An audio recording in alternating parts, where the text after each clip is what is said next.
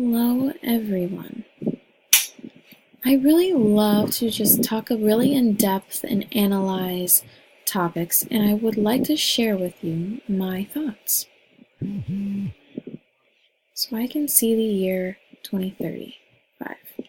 I can see the year 2050. I can see the year 2060. And I can see 2070.